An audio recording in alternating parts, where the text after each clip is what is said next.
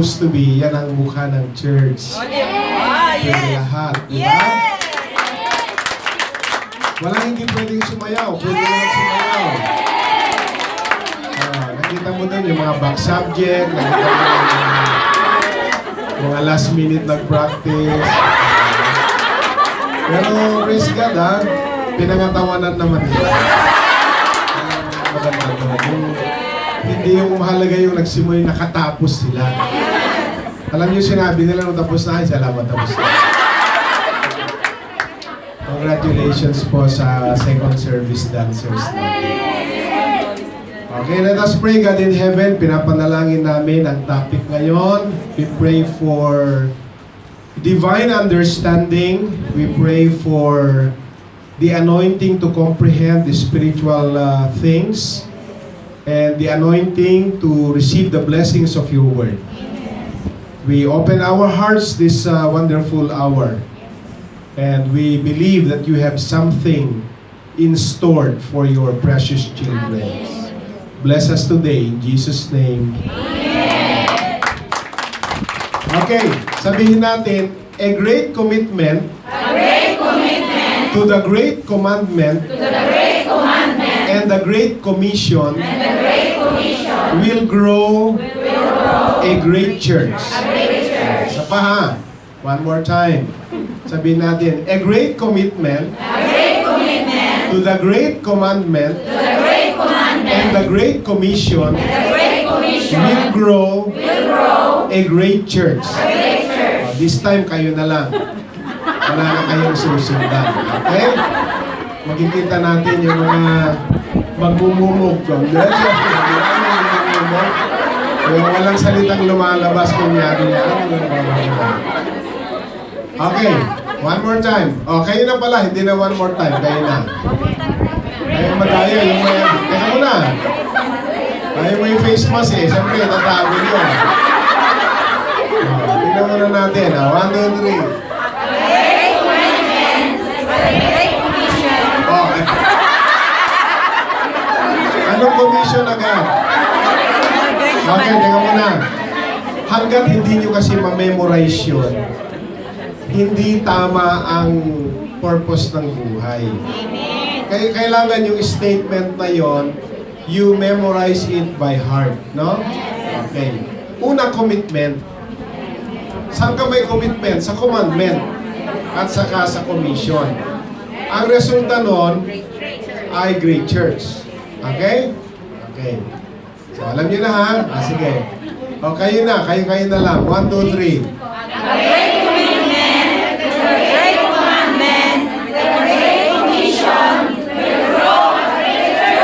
Teka muna, alam niyo yung mga connecting words, parang wala eh. Great commitment, great commission, great commandment. Dapat mahalaga yung mga connecting words. A great commitment to the great commandment and the great commission will grow a great church. Iwanag na. Last na lang kayo, bago ako magturo. 1, 2, 3. A great commitment to the great commandment and the great commission will grow to a great church. Naka-breakthrough kayo. Now, ano ba yung great commandment? The great commandment is love the Lord your God with all your heart, mind, soul, and strength. Ano pa? Love your neighbor as you love yourself. Ano pa? Love your enemy. Ayan na ang problema. Pastor, pwede bang love the Lord lang, walang love your enemy? Hindi pwede. How can you say that you love God whom you do not see and hate a brother whom you see? Mismo ang Panginoon ang nagsabi. Paano mo sasabihin na iniibig mo ang Diyos na hindi mo nakikita kung ang iyong nakikitang kapatid ay hindi mo maibig? Kaya ang sabi niya, you whitewashed tomb. Ano yung whitewashed tomb? Kayong mga nicho. Kayong mga pansyon. Alam niyo yung pansyon? O, na nililinis pag November 1. Inaalis ang damo, pinipinturahan, magandang tignan, pero puro buto o kalansay ang nasa loob. ganon ang itsura, mismo ang Panginoon ang nagsabi, ganon ang itsura ng mga umiibig sa Diyos pero hindi nila kayang ibigin ang kanilang kapwa. Ano pa? Ibigin mo ang iyong kaaway. Sino rito may kaaway? Anong amen? Ha? Sino mga kaaway nyo? Ba't ang daming amen? Okay. O sige, may kaaway kayo. Iniibig nyo ba sila? Pag sinabing iniibig ang kaaway, pinapatawad ang kaaway. Diba? Kasi hindi ka patatawarin ng Diyos na hindi ka nagpapatawad. Alam niyo ba ang forgiveness ay conditional? Diba? If you do not forgive those who sin against you, your Father in heaven will not forgive your sins. Hindi pwedeng, Lord, patawarin mo ako, pero siya hindi ko mapatawad. Hindi pwede yun. Amen. Ang standard ni Lord, alam niyo, ang forgiveness conditional. Hindi ka patatawarin pag di ka nagpatawad. Amen. So that is the great commandment. Una, love the Lord your God. Tapos, love your neighbor. Who is your neighbor? Yung kapwa tao. Hindi to kapitbahay, ha? O sabi, ay, biblical pala. Ang pangasawa ko, kapitbahay na. Tapos, love your enemy. Or, may enemies pa. Baka plural, no? Okay. A great commitment to the great commandment and the great commission. Therefore, go into all the world and preach the gospel. Amen? Make disciples. Baptize them in the name of the Father, Son, and the Holy Spirit. Teach them to obey everything that I have commanded you. Lo and behold, I will be with you to the end of the age. Now, yung Great Commandment saka Great Commission ay siyang sagot sa reason bakit tayo nasa lupa. What on earth am I here for? Or what on earth we are here for? Anong dahilan? Bakit tayo naging tao? Hindi tayo naging bagyero. Bakit tayo ipinanganak sa mundong ito? Ang layunin natin 5 lang. Ano yon? Worship, fellowship, discipleship, ministry, and evangelism. Ibig sabihin, pag ang ginagawa natin sa buhay ay wala sa 5 na purposes ng buhay, we are living outside our purpose. Amen? So dapat lahat ng ginagawa natin within the purpose of God. At nasa pangatlong purpose tayo ngayon. Discipleship. Amen? Okay, magbabasa tayo. Kita nyo ba to? Okay, kita nyo yan. Sige, basa kayo. 1, 2, 3. Walang karera, dahan-dahan lang, no? As he was walking along the road, along the sea of Galilee. Sige, tuloy.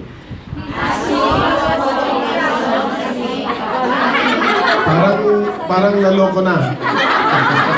Ulitin natin, dahan-dahan. 1, 2, 3.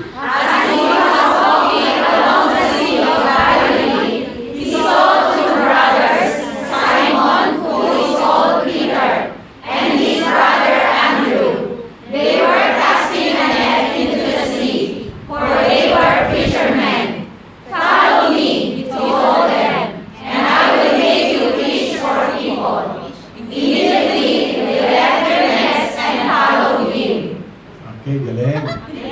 Yun ang pagbasa. Okay, meron pang karugtong. Tuloy.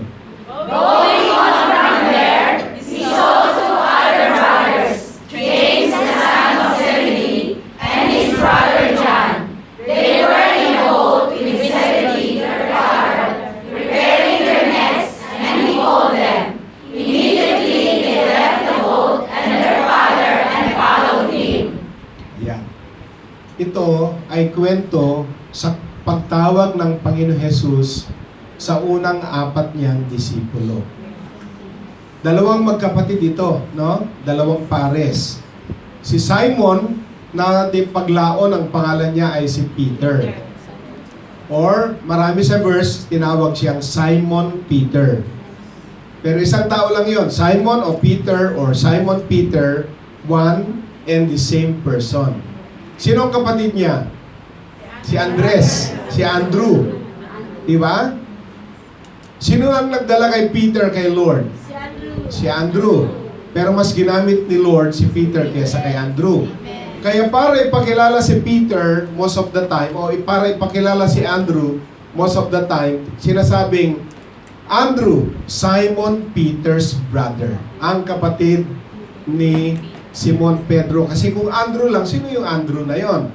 Pero pag sinabi mo, Simon Peter's brother, kapatid ni Simon. Liwanag? At may magkapatid pa. After si Simon saka si Andrew, ang isang paris pa ay si James and John. Ano ang lahat? Silang apat. Anong trabaho nila? Pag sinabing fishermen, sila ay mamamalakaya. Ang tawag doon, no? Sila ay mangingisda. Sino po rito sa atin ang kabuhayan ninyo sa Pilipinas ay fishing? Okay, praise God. Apat, no? Malapit sa dagat kayo siguro. Sino rito ang mister nyo ay fisherman? Wala. Parang turn off kayo sa fisherman. Kaya ko, baka mga liskis ako doon, no? O, sino ang boyfriend dito, fisherman? Ba, hindi mo masama yan, ha?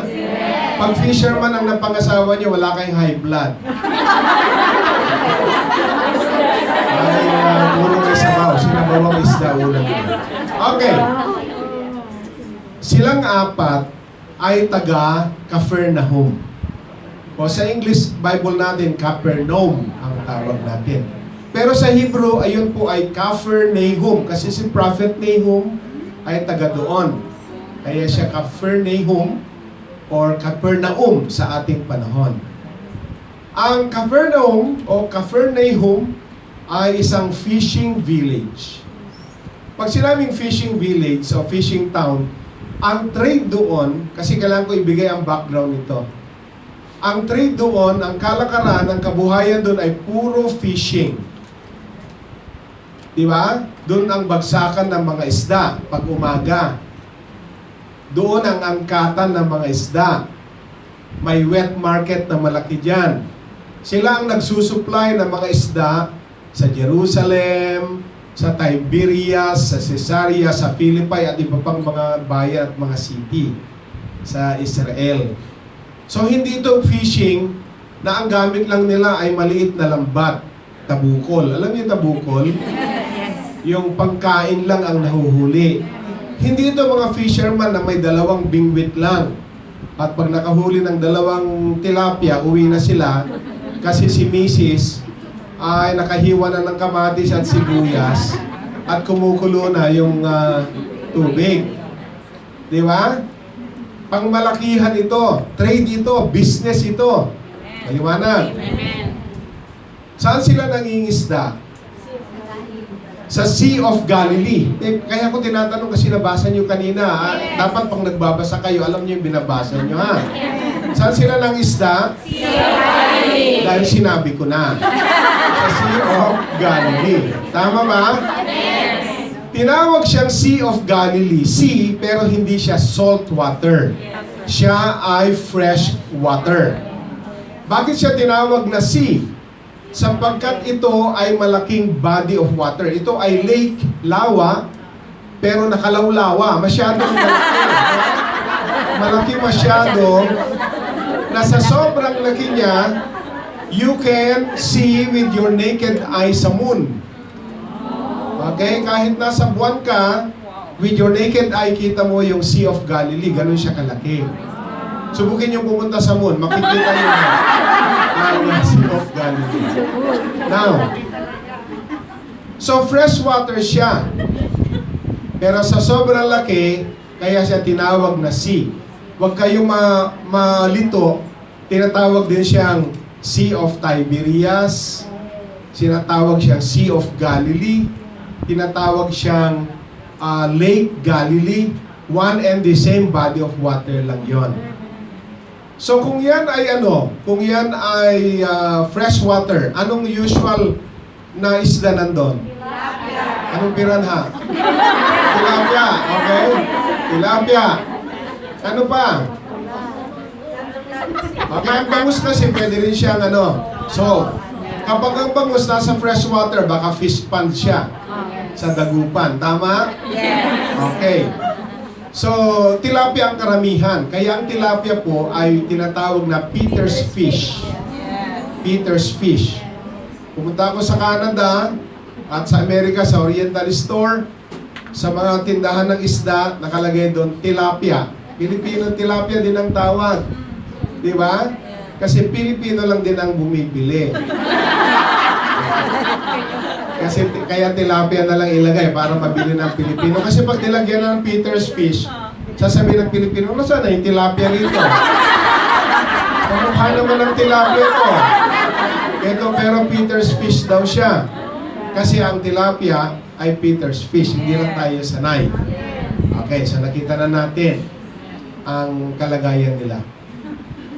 So, sila Peter, James, John, Andrew, yung mga taong na yan ay magkakilala lahat sa isang town sa Capernaum. Mga fishermen lahat sila. Siyempre, makikita-kita sila sa laot. Tama? So, magkakilala sila. Si Peter po ay may asawa.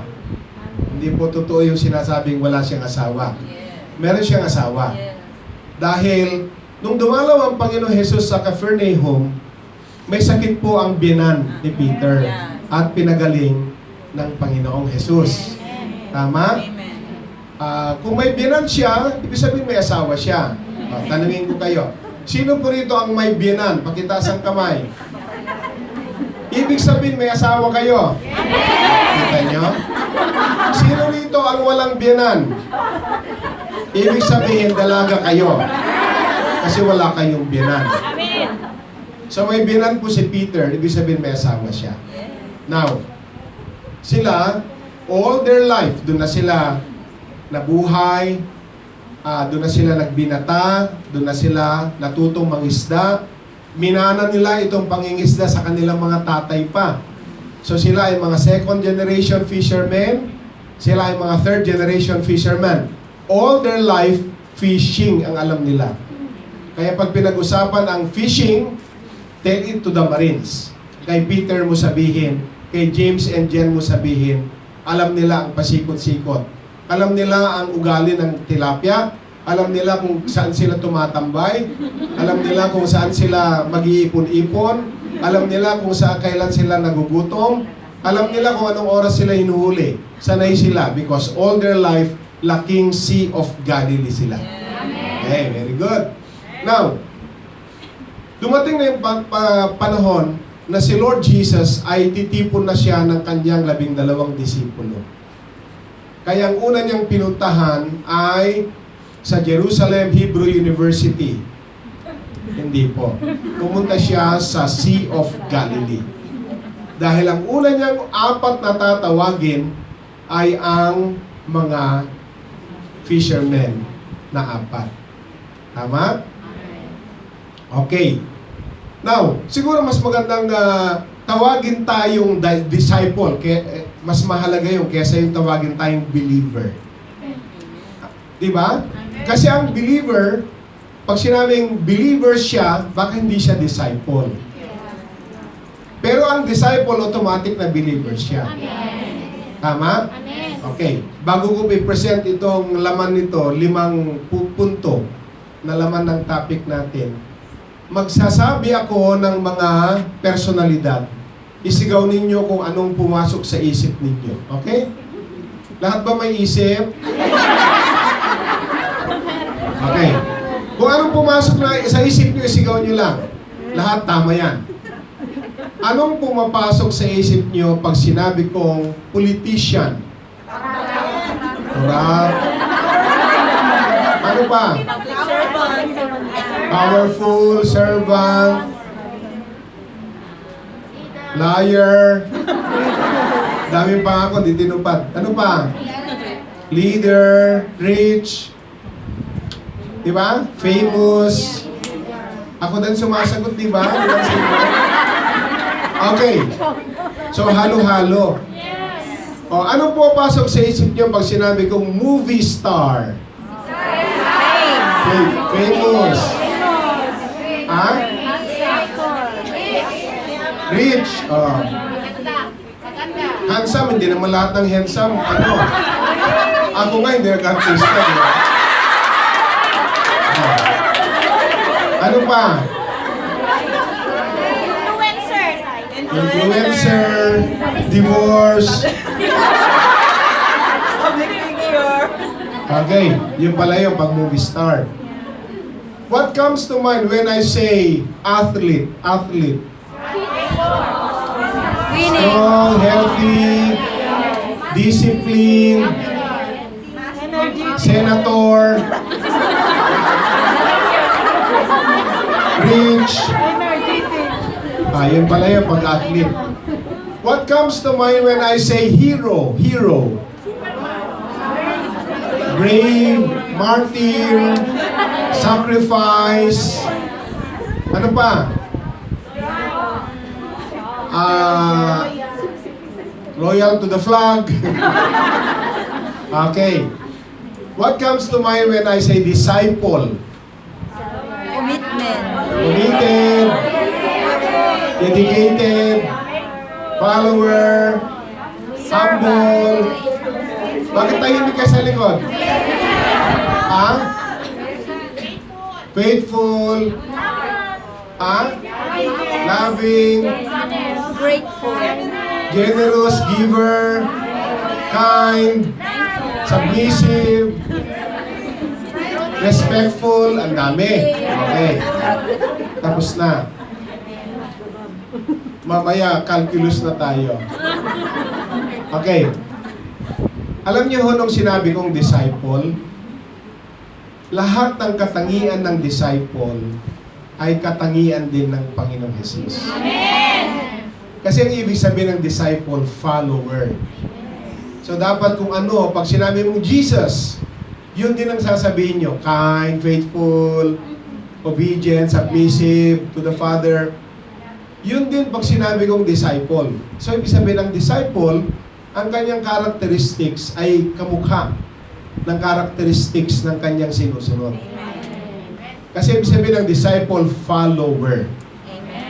So, mas magandang tanungin ang tao, hindi yung Christian ka ba? Mas magandang tanungin siya kung follower ba siya? O disciple ba siya ni Christ? Kasi sa atin, pag tinanong tayo, Pilipino pa naman tayo, are you Christian? Kung ako matanong, dahil hindi naman ako Muslim, yes, I'm a Christian. Kasi sa atin lang ganon, sa Pilipino, Kristiyano ka ba? Oo. Bakit mo sinabi? Hindi ako Muslim eh. Oh, yung Muslim, Kristiyano ka ba? Hindi. Bakit? Eh, Muslim ako eh. Yun lang ang identity. Pero, sa isang tunay na definition, hindi ito dahil hindi Muslim, Christian. Pero kayo mas magandang tanungin ng tao, follower ka ba, hindi Kristiyano ka ba? Kasi maraming Kristiyano, hindi follower. Yes! Pero dapat ang follower ay Christian. Amen! Automatic Christian yan kasi follower. Now, i-dissect natin itong istoryang binasa natin.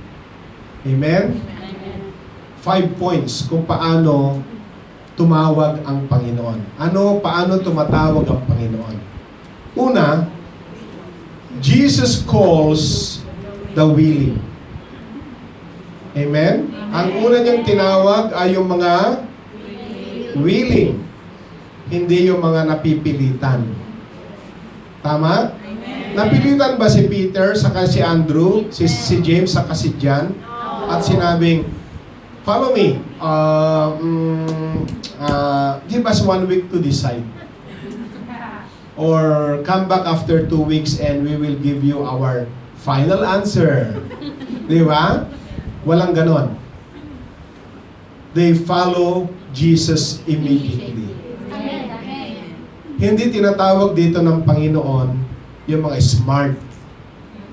Hindi niya inuuna yung mga strong, yung mga good-looking, bad-looking, badlungon.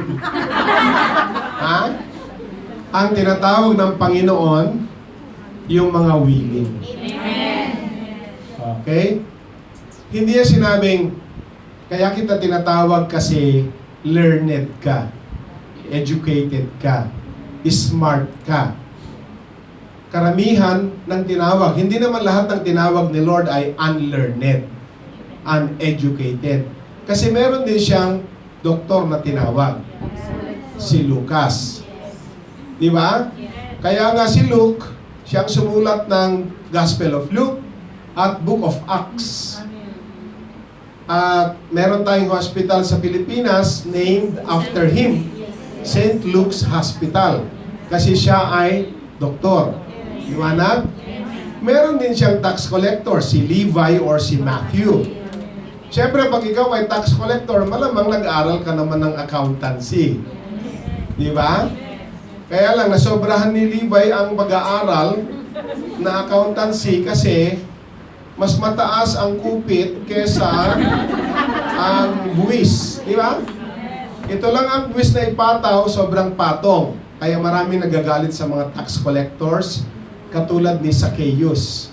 Si Zacchaeus ay maliit na mama, pero mataas ang singil sa buwis. Maliit siya, pero lagi siyang mataas. Paano siya natagpuan ng Panginoon? Nasa taas ng puno.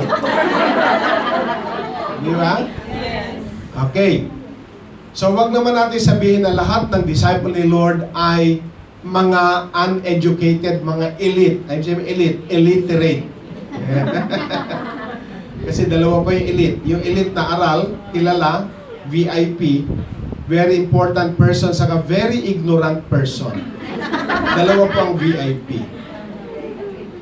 So, wag mong sabihin, gusto ko namang maglingkod kay Lord, kaya lang wala akong Bachelor of Theology, wala akong Masters of Divinity. Mag-aral muna ako bago ako mag-serve. No! Tinawag po si Simon, si Andrew, si James, and John na wala silang dalang diploma. Amen. Hindi sila marunong magsalita. Di ba? Paano ka naman kailangan mo ng speech dyan? Paano sila kailangan maging marunong magsalita? Wala namang kailangan speech habang nanghuli ka ng isda. Tama? Amen. Oh. Kasi minsan, yan ang ating hindrance. Hindi ako pwedeng gamitin. Hindi ako katulad nila. Pero hindi din ako ganito kaagad. Hindi kaagad ako marunong magsalita. Nung tawagin ako ng Panginoon, wala din akong alam. Katulad ng unang 4. Amen? Amen. Hindi ako ay man of few words. Nanligaw ako kay Nanay Ju, tanungin niyo siya. Pag dumating ako, good evening lang, upo ka. Ang susunod kong salita, uwi na ako. Wala akong masabi. Hindi ako bolero, hindi ako madaldal. Hindi ako nagsasabi, kita tumitibok ang puso. Hindi ko kayang sabihin yun. Hindi din ako yung nagiinom para magtapat. Nagtapat siya nung lasing. Ganon, no? Paano pag hindi na siya lasing? Sabi mo, mahal mo ako. Sinabi ko ba yun? Baka hindi niya aminin. Okay. Salamat na hindi pala ako masalita kasi ang standard pala ni Nanay Ju, pag bolero lang to, turn off ako sa kanya, di ko siya sasagutin. Salamat na hindi ako nagsalita. Kaya nagustuhan niya ako, ito ang gusto ko. Hindi nagsasalita. Di ba? So hindi ako matukis, hindi ako pala salita. Pero bakit ako tinawag ng Panginoon? Kasi siyempre, alam niyo nung panahon natin, namin, para ako pinakamatanda dito. Pag may bisita sa bahay, sabihin ng, akyat kayo sa taas. Di ba? So nandun lang kayo sa taas kasi may bisita sila nanay at tatay. Sisilip-silip kayo sa hagdan, di ba? Makain na sila. Di ba? Di ba kayo tinatawag? Pag sumabat ka, sasabihin nila, bata ka, huwag kang sumasabat ng usapan na matatanda. Di ba? Kaya hindi natin alam kung kailan tayo magsasalita. Pag sumagot ka naman, marunong ka lang sumagot ka. Saan ka galing? Pag di ka nagsalita, sumagot ka! Pag sumagot ka naman, sumasagot ka na! Saan ba ako lalagay dito? Hindi ko alam. Hindi tayo marunong magsalita. Ako yun. Ewan ko sa inyo. So lumaki ako sa environment na yan. Yung marunong ka lang din, pero hindi ka matokis. Ako yan. Paano ako magiging pastor? Paano mo ako gagamitin? Siyempre, pag pastor, puro salita ito. Di ba? All your life, puro ka pagtuturo, pangangaral. Eh kung di ka marunong magsalita, di ba? Anong sasabihin mo? Alam nga naman, hi, tapos mamaya na, let's go. Di ba? O, tapos na service. Hindi. Yung wala ka, tandaan nyo, Jesus did not call the equipped, but He equipped those whom He called. Hindi niya tinawag yung, ito, equipped na ito, handang-handa na. Ang tinawag niya yung hindi handa para ihanda niya. Kasi pag magaling ako na tinawag ni Lord, lahat ng na-accomplish ko, sasabihin ko, ganda ng na-accomplish mo, siyempre, galing ko eh. Di ba? Pero kapag ang tinawag ni Lord, katulad ni Simon, ni Andrew, ni James, and John, galing nyo ah. Hindi sila makapaniwala, ha? Galing namin. Glory to God. Amen. Amen? Yun yung kanta natin kanina. Ano yung kanta natin? Conforme kung anong kantang kinanta niyo. Apat pala yung kinanta natin. Kaya nagugulat kayo, ano ba doon? Choose the best answer. Okay.